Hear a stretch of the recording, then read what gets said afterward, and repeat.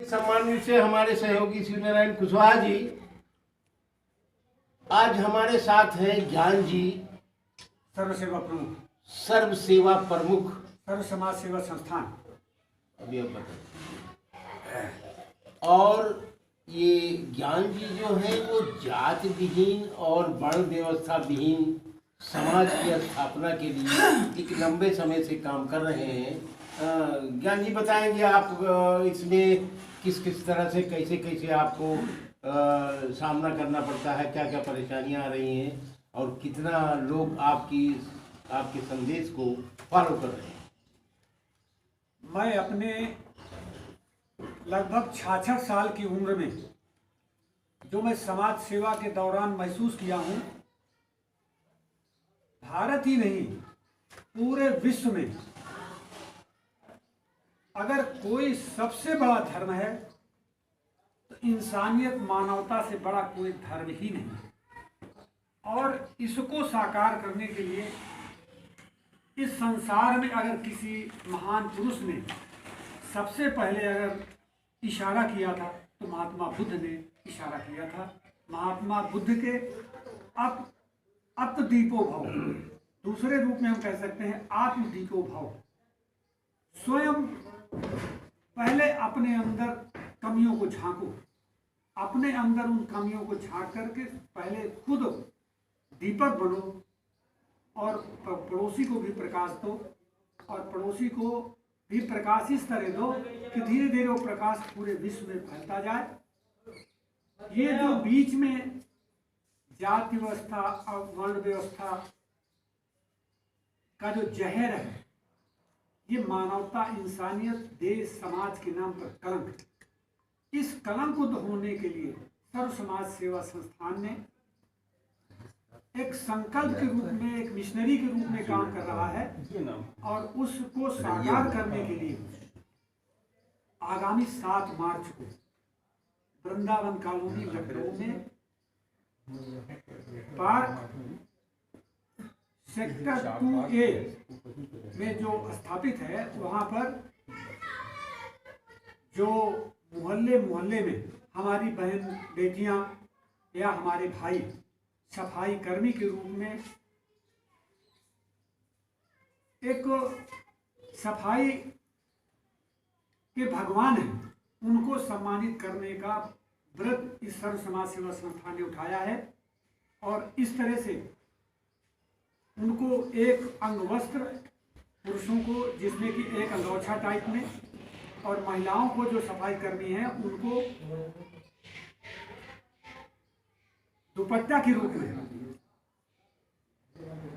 बिल्कुल एकदम सूती कपड़े के रूप में उनको सम्मानित किया जाएगा। इसी दौरान उनको मानवता, इंसानियत में उनको सम्मान देने के लिए तहरी भोज का कार्यक्रम बनाया गया है। जो तहरी सभी सफाई कर्मी है, वो ही नहीं बल्कि हम सभी जात कौम धर्म के लोग मिल करके तहरी का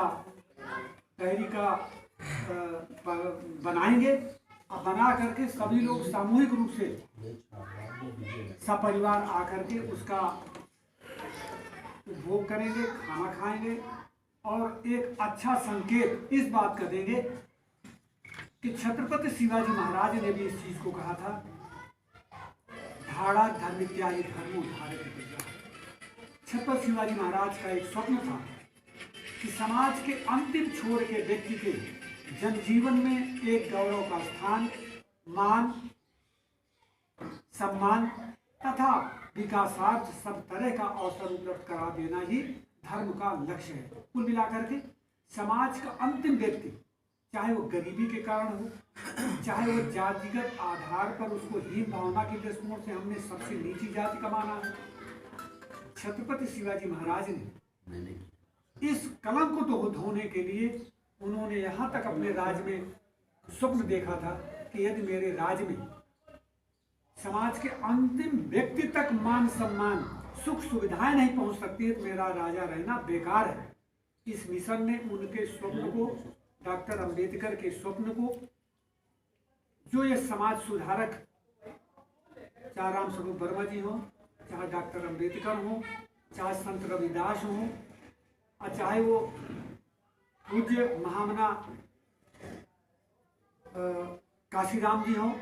इन जो महापुरुषों ने, तमाम महापुरुषों ने जो समाज के इस कलंक को धोने के अग्रणी में, चाहे वो नारायण गुरु हो, चाहे पेरियार हो, चाहे वो ज्योतिबा फूले हो, जो सावित्रीबाई फूले हो, इन महापुरुषों ने जो समाज के उत्थान के लिए काम किया है, उस उत्थान के कार्यों को और आगे बढ़ाने के लिए समाज सेवा संस्थान कार्य कर रहा है। और इसमें काफी कार्यकर्ता ही नहीं, जनमानस का सहयोग मिल रहा है और वो जन आंदोलन के रूप में बड़ी तेजी के साथ उभर रहा है। बस मैं कहना चाहता हूँ ज्ञानी जी, एक सवाल उठता है, बुद्ध ने कहा था कि कोई मूर्ति पूजन नहीं होगा, लेकिन क्या मनुवाद बुद्ध में भी घुस गया है? क्योंकि अब गांव-गांव बुद्ध की पूजा हो रहा है और आने वाले दिन में ये मनुवादी क्यों ना उनको भगवान क्या घोषित कर सकते हैं? देखिए, जहाँ तक आपने इसकी बात कहा है,